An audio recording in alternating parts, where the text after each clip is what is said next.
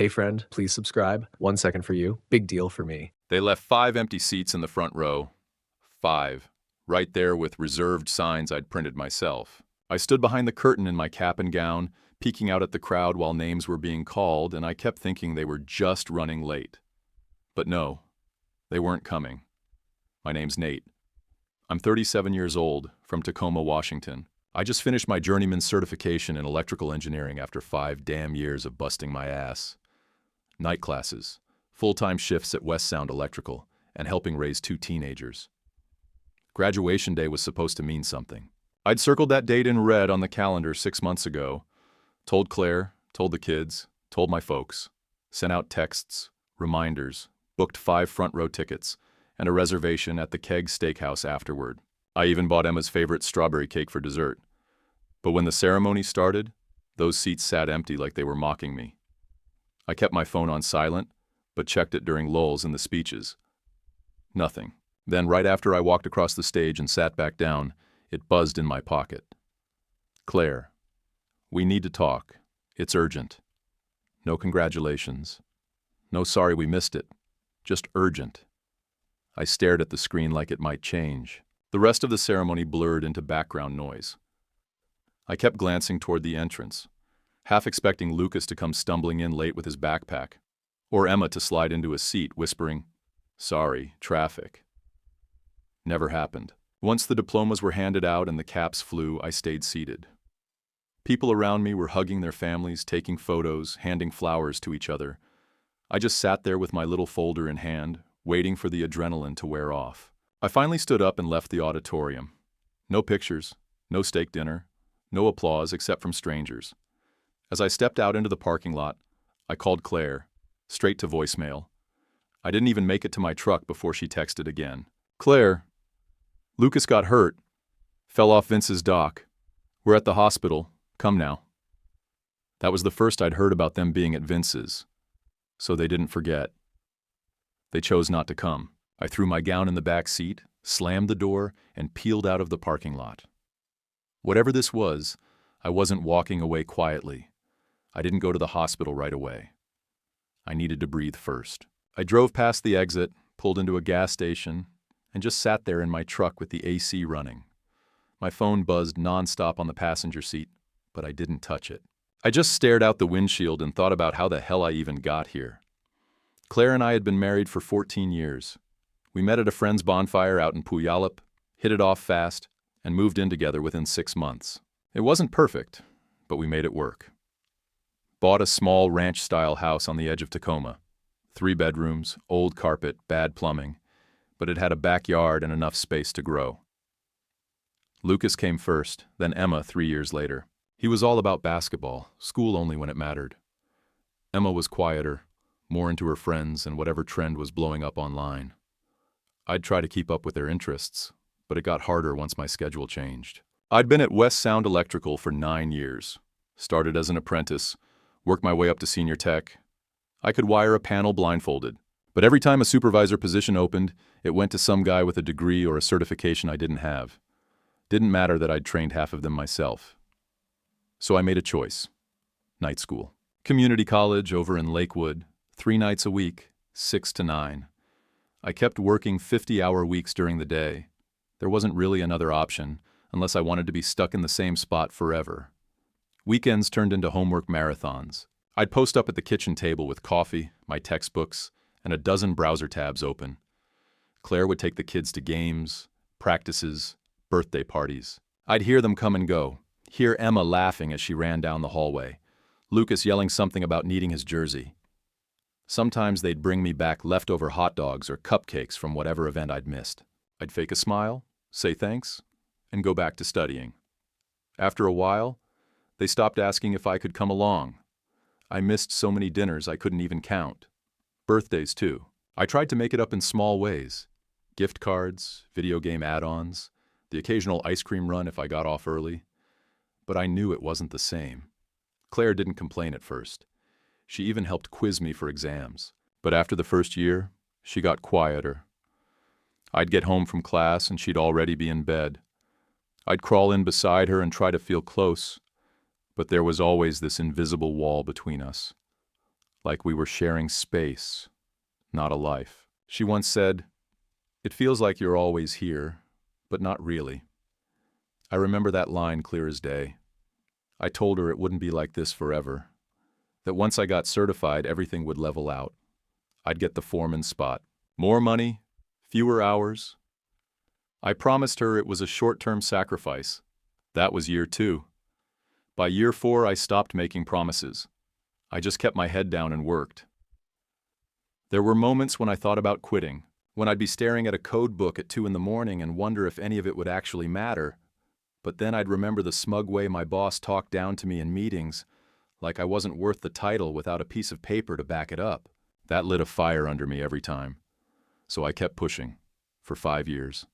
5 damn years. And in my head, I kept this picture of the finish line. Me in a gown, Claire in the front row, kids cheering, parents clapping. I thought it'd be the one day I didn't feel like an afterthought in my own life. But those seats stayed empty. So I sat in that gas station lot with my engine idling and thought, maybe I wasn't building a better life. Maybe I was just disappearing from the one I already had. Then my phone buzzed again. Claire. Again. I took one last breath, grabbed the wheel, and pulled out. If Lucas was really hurt, I needed to be there. But we were going to talk after. And this time, I wasn't going to let anyone dodge the truth. I pulled into the hospital lot, killed the engine, and just sat there for a second with my jaw clenched. I already knew who'd be inside, and who'd make it all about himself. Vince was always the golden boy. 4 years older, ran a flashy car dealership off I-5, lived in a lakefront place with a boat dock and a hot tub on the dam patio. He never let you forget it either. My parents adored him. Didn't matter what I did, Vince always got the spotlight.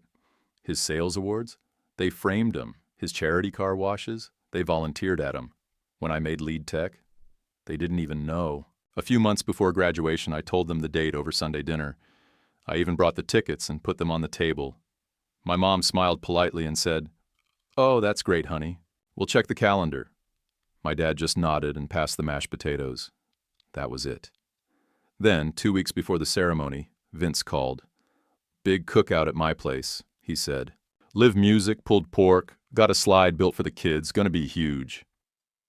"Vince, that's my graduation day," I said. There was a pause, and then he chuckled. "Oh, right. The certification thing?" "Yeah. The thing I've been working toward for 5 years. Come on, man. It's just a certificate, right? You already got a job. You're not going off to NASA. I should have hung up right there. But I didn't. I just gripped the phone and let him finish rattling off the guest list like I hadn't said anything. A few days later, Mom called. She used that soft, trying to sound reasonable tone she always pulled when she was about to say something selfish. "We were thinking," she said, "maybe we could stop by your ceremony for a bit and then head to Vince's after. He's got the whole family coming in. Even your cousin Kyle's flying out." "It's not possible, Mom," I said flat out. "It's a 3-hour ceremony. You can't be in 2 places at once." "Well," she said slowly, "we just don't want to disappoint Vince either." I actually laughed. "Oh, I see. Wouldn't want to let him down." "God forbid you miss pulled pork." "Nathan, don't be dramatic." "I'm not being dramatic," I snapped. "I'm asking you to show up for me one damn time. I worked 5 years for this. Does that mean anything to you?" She got quiet, then said, "We'll figure something out." That's always what they said. "We'll figure something out," which usually meant, "Don't count on us." Claire heard the tail end of that call and asked what was going on. I told her. She didn't even look surprised. "They've always treated Vince like royalty," she muttered. "Yeah, and I'm the factory reject." She didn't laugh. Neither did I. Later that night, I texted Vince. Just one line. "Please move the cookout. You picked the one day that actually matters to me." He read it. Never responded. That was the moment I stopped hoping any of them would do the right thing. I knew what was coming. I just didn't know it would hurt this much when it actually happened. By the time I walked into that hospital room and saw them all laughing around Lucas's bed like it was some damn family reunion, it just confirmed what I already knew. Vince didn't see me as his brother. He saw me as a footnote. And our parents? They made their choice the second they RSVP'd to his party before mine. After I left the gas station and headed to the hospital, my mom called again. I answered out of habit. "Nathan," she said, like she was bracing herself, "I just thought you should know. Claire mentioned she might take the kids to Vince's cookout instead of the ceremony." I slammed the brakes at a red light harder than I needed to. "What?" "She said the kids weren't that interested in the whole graduation thing, and Vince's place is more—" I hung up before she could finish. I didn't trust myself not to say something I couldn't take back. By the time I got home that night, Lucas was already resting with a sling, Claire was on the couch, and Emma was upstairs with her headphones on. I dropped my keys on the counter louder than necessary and walked straight into the kitchen. "You were going to take the kids to Vince's cookout instead of my graduation?" I asked. Claire didn't look up from her phone. "I was considering it, yeah." My jaw clenched. "You considered ditching the one event I've asked this family to come to in 5 years?" She finally looked at me, arms crossed. "Nate, it's 3 hours long. They're kids. They don't want to sit in a folding chair that long listening to names get called. They've watched me bust my ass for 5 years. They've watched me miss holidays, birthdays, every damn weekend. You think they should miss the one part where it actually means something?" "It's not about meaning something," she said, too calmly. "It's about what they'll actually enjoy." I stepped closer, keeping my voice low but firm. "It's not a birthday party. It's not Chuck E. Cheese. It's my graduation. You don't get to skip it because it's boring." She rolled her eyes. "It's just a piece of paper, Nate. You already work in the field. It's not like you're suddenly changing careers. That piece of paper is why I haven't been around. It's why you've been solo at soccer games and school plays. It's why I've slept 3 hours a night and eaten dinner in the car for half a decade." She stood up now, arms thrown wide. "And I've held this house together while you did all that. You think I haven't sacrificed anything?" "I never said that.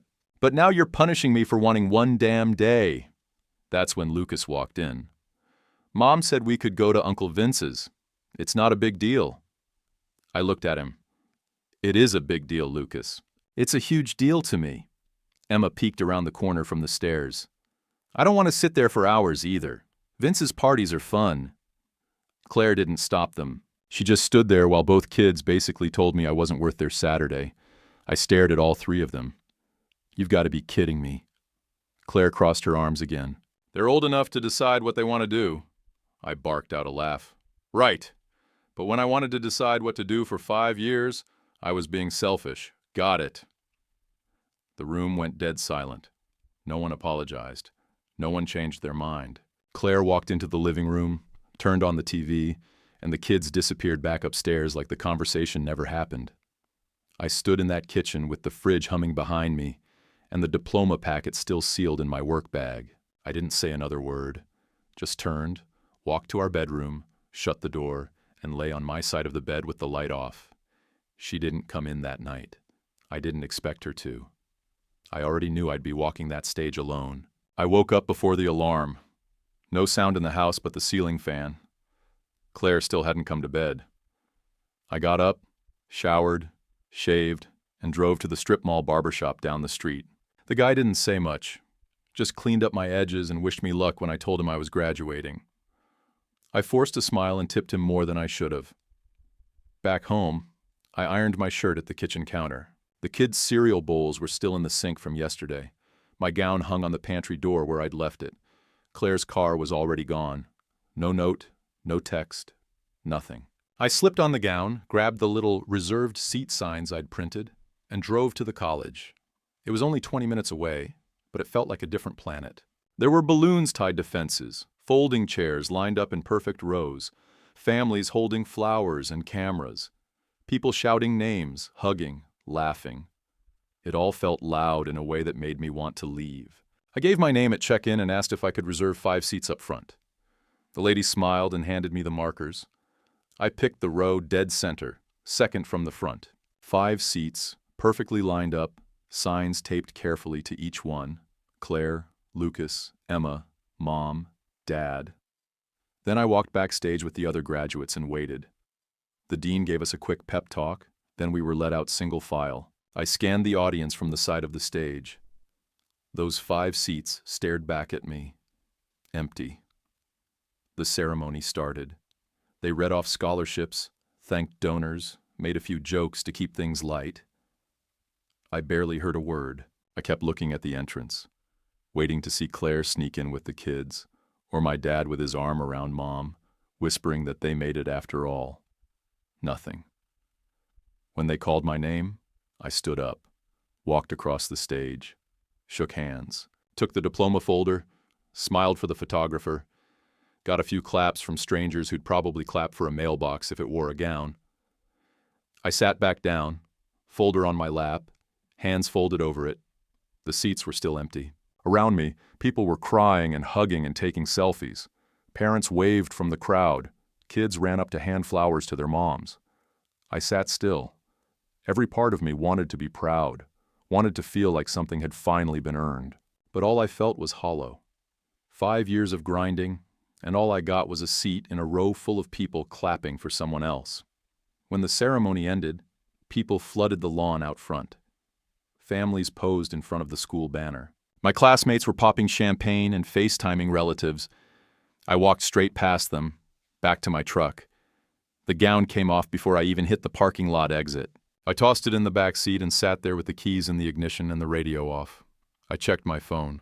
Still nothing from Claire. I looked back at the gymnasium through the rearview mirror, the same place where I was supposed to have my big moment, surrounded by the people who'd watched me build it. Instead, I was sitting in a hot truck, alone, holding a folder full of work no one showed up to see. I didn't cry. I didn't scream. I didn't even curse. I just put the truck in drive and left. The engine had barely cooled when my phone buzzed again. I looked down. 37 missed calls, all from Claire. I didn't even hesitate. I hit redial. She answered on the first ring.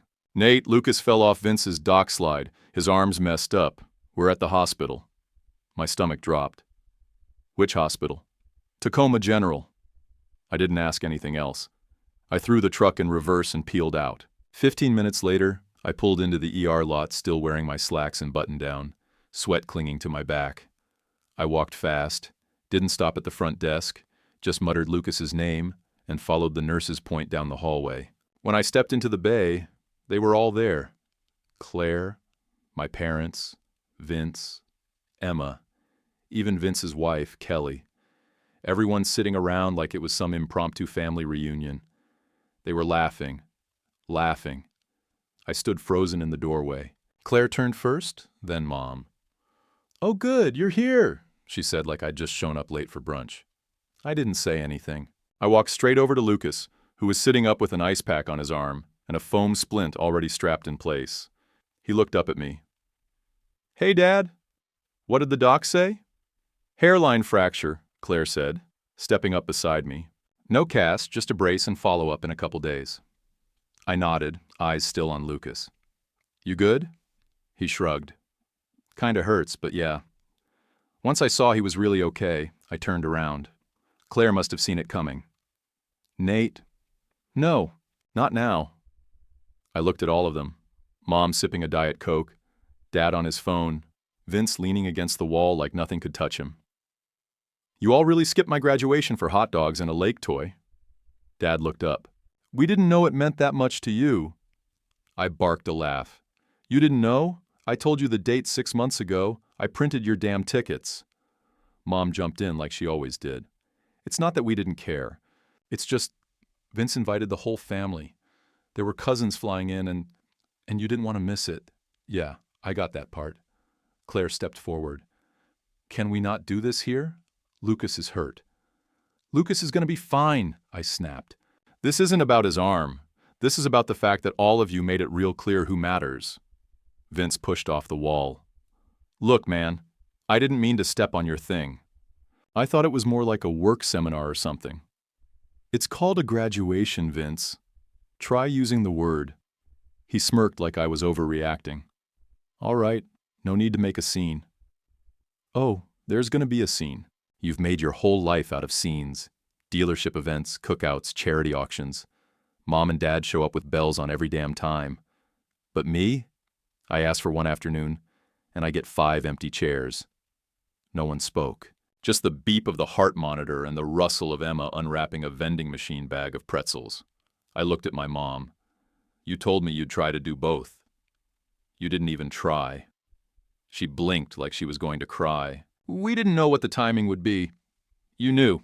You just didn't care. Vince tried to cut in again. All right, look, can we just... Shut up, Vince, I pointed at him. You made sure it landed on that date. You heard me say it and did it anyway. Are you serious right now? He said, half laughing. I'm not out to sabotage your community college party. I stepped forward. Say graduation again. Claire moved between us. Nate, enough. No, not enough. I've been enough for you people my whole life. Just enough to call when you need help moving furniture or fixing an outlet, but never enough to show up for. My dad stood up like he wanted to end it. All right, you've made your point. Not yet, I said. I'll let you know when I'm done. I turned to Lucas. Rest up, kid. I'll check on you later. Then I looked at the rest of them, each one avoiding my eyes. This doesn't get swept under the rug. Not this time. And I walked out. I didn't go back in after I left the hospital. Just drove around for an hour until the sun started dropping behind the trees. No music. No calls. I didn't want to hear a single voice that wasn't mine. When I finally pulled into the driveway, the house looked like it always did. Lights on in the living room, Emma's bike tossed in the yard, Claire's SUV parked crooked like usual. Lucas was already upstairs in his room, resting. Emma gave me a half-hearted, "Hey, Dad," before disappearing into hers. Claire stood in the kitchen, arms folded, like she'd been waiting for round two. But I didn't fight. I walked past her, grabbed the spare duffel from the coat closet, and started packing. She followed me into the bedroom. What are you doing? I'm taking a few days. Now? After everything with Lucas? He's fine. He's sleeping. He's got you. I'm not disappearing. I just need space. She stood in the doorway, arms still tight across her chest. He needs both of us right now, not just me. I'll check in. I'll visit. But I'm not pretending like everything's fine just because we're under the same roof. Claire's voice dropped. You walking out doesn't solve anything. I'm not solving anything tonight. I'm breathing. I zipped the bag and slung it over my shoulder. She didn't move. I walked out anyway. The motel was 10 minutes down the road. I'd originally booked it for my parents. 2 nights, close to the ceremony venue. Nothing fancy. I called ahead to make sure the reservation was still good, then checked in under my own name. The room smelled like old carpet and burnt coffee. I dropped the bag, kicked off my shoes, and sat on the edge of the bed in my jeans and white t-shirt, staring at the wall. For the first time in months, it was quiet. The next morning, I texted Claire, "How's Lucas?" She replied, "Sore, but okay." That became our pattern. Short, dry exchanges once or twice a day. I stopped by to see the kids every evening after work. No big talks, just checking in, bringing takeout, watching an episode of something with Emma, or helping Lucas brush his teeth with one arm. Claire kept her distance during those visits. We barely spoke. The second night, my mom called. I let it go to voicemail. She tried again the next day. When I finally picked up, all she said was, "We didn't mean to hurt you." I didn't respond. Just let the silence hang. Then Dad called. Left a message asking if I'd come by to talk. I didn't. The 5th day, a flower delivery showed up at the motel. Simple arrangement. White lilies, no vase. The card read, "Sorry for being a dick. Vince, I didn't throw them away, but I didn't text him either." Later that night, my foreman called, said the office had finalized the new round of promotions, and I was being offered the lead foreman position. Full-time, salaried, more authority, better pay. The title I'd busted my back for. I didn't smile, didn't jump for joy, just leaned back on the creaky motel bed and stared at the ceiling fan spinning above me. The next morning, I got up early, grabbed coffee from the drive-thru, and sat at the little plastic table in my room with a notebook and a pen. I made 2 lists. On one side, what I'd been tolerating. On the other, what I actually deserved.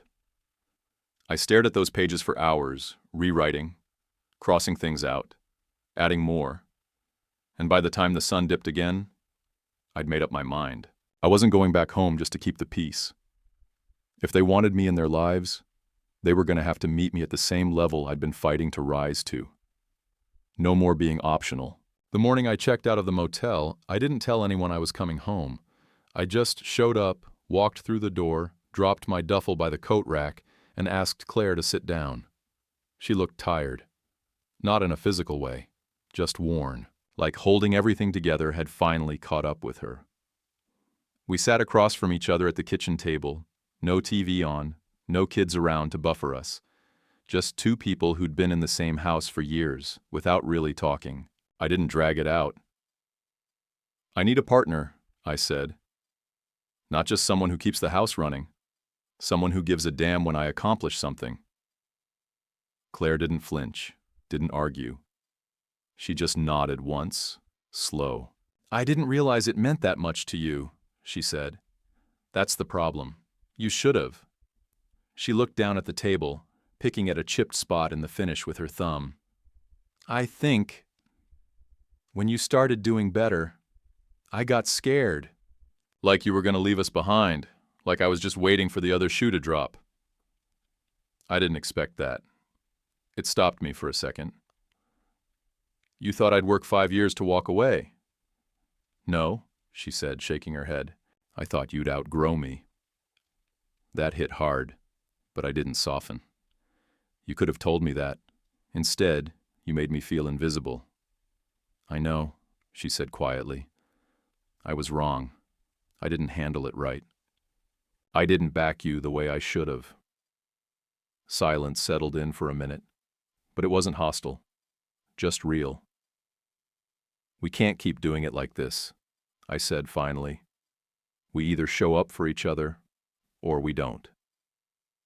Claire nodded again, this time firmer. "So what do we change?" "We split house stuff evenly.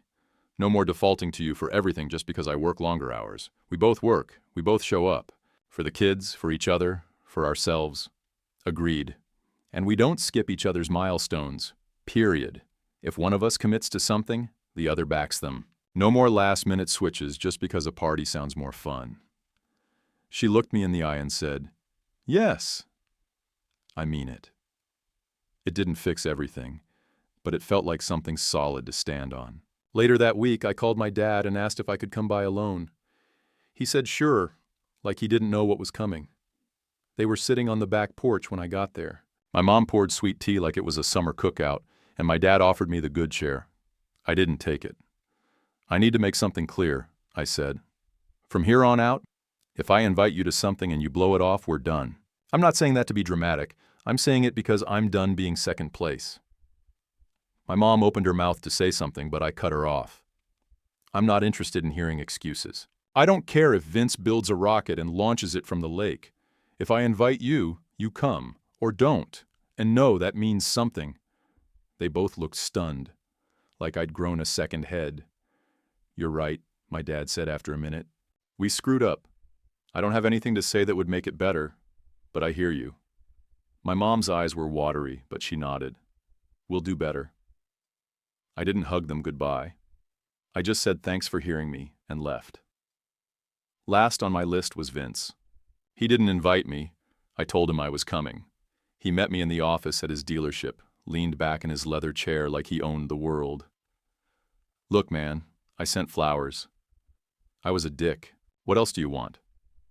"I want you to stop treating me like the B-list brother." He raised his eyebrows. "That what this is?" "Yeah. And from now on, if you plan something on top of one of my events again, don't bother inviting me to anything. I won't be there." He looked like he wanted to argue, but I stared him down until he backed off. "Fine," he said. "Understood." I turned and walked out. No handshake. It wasn't a perfect ending, but it was mine. And for the first time in a long time, I felt like I'd stopped asking to be seen, and made damn sure I was. A month later, I pulled into Vince's driveway, unsure how the hell I felt. He'd texted me the week before, short and to the point. "Grill at my place, just for you. No distractions this time." I didn't say yes right away, but he followed up with a list. My crew from West Sound, my favorite bourbon, ribeye steaks already marinating, and no overlapping birthdays, barbecues, or lake day circuses. So I went. He'd kept it simple. Just enough chairs for everyone, no bounce house, no DJ, no spotlight on him. For once, he let me be the center of it. My guys from work were already there, cracking beers and talking shop. Vince was behind the grill, actually focused, not trying to charm the whole damn backyard. When I walked up, he handed me a plate without a word. Later, my parents arrived. They didn't come empty-handed. My mom held out a wrapped frame. I opened it and stared at the photo. Me on stage, shaking hands, diploma in one hand, tired smile on my face. One of those professional shots the college sent out afterward, the kind I wasn't even going to bother buying. "I called the school," she said. "Wanted to make sure we got it." I nodded. "Thanks." It didn't fix the past, but it showed me they finally understood. Back at work, I'd hung the same photo behind my desk, right next to the certificate. Clients saw it when they walked in. Guys in the field teased me about it, but I didn't care. That wall was mine now. The new title came with headaches, more responsibility, more crap to manage, but it also came with something I hadn't felt in a long time. Validation, not from them, from me. I stopped measuring my worth by who showed up. That graduation wasn't about their approval. It was about me proving something to myself. And I did. Still, those 5 empty seats didn't fade. Not completely. They stayed with me, as a reminder, because now I had standards. That night, I sat by Vince's fire pit with a beer in my hand, watching Lucas and Emma joke with the guys from my crew. Claire sitting close by for once, not across the yard. The people who mattered had shown up this time. And I knew one thing for sure. I'd never let my milestones be optional again. YouTube picked this for you. Tap it. Let's see if they guessed right.